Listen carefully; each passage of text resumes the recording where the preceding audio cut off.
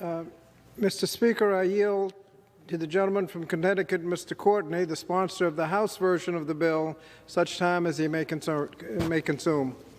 The gentleman from Connecticut is recognized. Thank you, Mr. Speaker. Mr. Speaker, I rise in strong support of the Bipartisan Impact Aid Flexibility Act, Senate Bill 2959, which is a companion bill to House Bill 6126, which I introduced on December 2nd, 2021.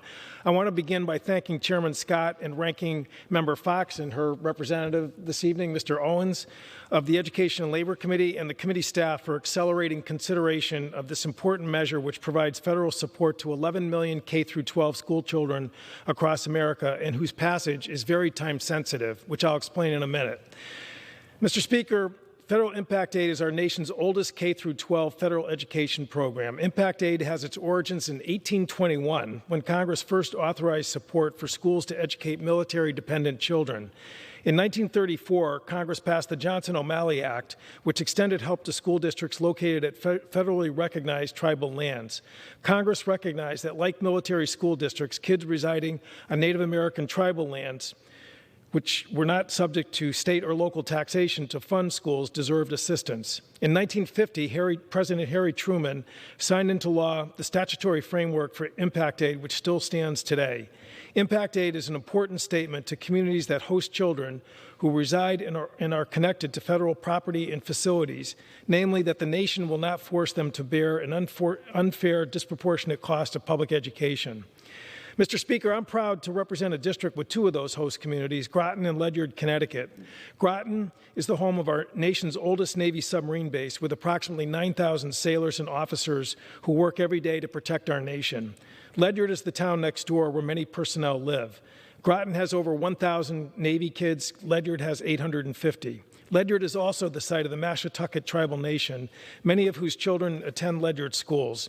Impact Aid is critical to these town school budgets.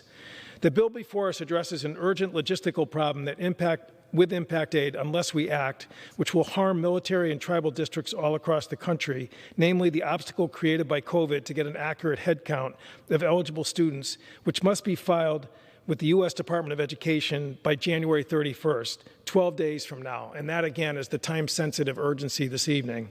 Military and tribal districts across the country have reported that COVID restrictions have slowed down the paperwork process, and this hindrance will result in an undercount and thus an artificially low federal reimbursement. The Impact Aid Flexibility Act will solve this problem in an elegant way by simply carrying over last year's student census, thus ensuring that no Impact Aid district will be harmed financially.